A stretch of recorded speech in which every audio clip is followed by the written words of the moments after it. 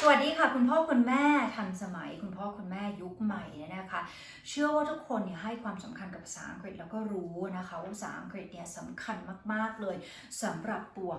ลูกๆของเรานะคะแม่เอ๋ให้ความสำคัญมากแล้วโชคดีที่ว่าตัวเองก็พอพูดภาษาอังกฤษได้นะคะก็เลยอยากจะมาแบ่งปันความรู้กันภาษาอังกฤษเนี่ยไม่ต้องไปพึ่งแค่ที่โรงเรียนค่ะเราควรที่จะสอนลูกเองได้เช่นเดียวกัน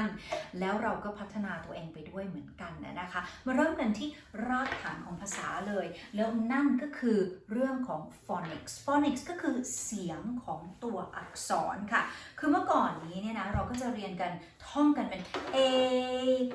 ant mod b bird นกจริงๆแล้วเราควรที่จะเข้าใจเสียงของตัวอักษรแต่ละตัวด้วยเพื่อที่จะอ่านได้คล่องขึ้นเขียนได้มากยิ่งขึ้นเพราะเราสามารถที่จะฟังออกนะคะว่ามันจะต้องใช้ตัวอักษรอะไรในการสะกดนี้หรือว่าเราเห็นเนี่ยนะคะคำศัพท์นี้ประกอบไปด้วยตัวอักษรนี้มันต้องออกเสียงว่าอย่างไรเพราะฉะนั้นค่อยๆไปนะคะจะมีหลาย EP เลยทีเดียวแต่วันนี้เริ่มกันที่เสียงของตัวอักษรแรกภาษาอังกฤษนั่นก็คือ Ellie what's the first letter of the alphabet A and what is the sound of A can you tell the mummies ถูกต้องแล้วค่ะคุณพ่อคุณแม่เสียงของ A เนี่ยไม่ใช่แค่ A and mod นะแต่ ant ถ้านึกไม่ออกว่าเสียงของ A คืออะไรก็นึกถึงคำศัพท์ว่า ant หรือว่า apple นั่นคือเสียงของ A ท่องไปเลยนะ ant วันนี้แค่นี้ก่อน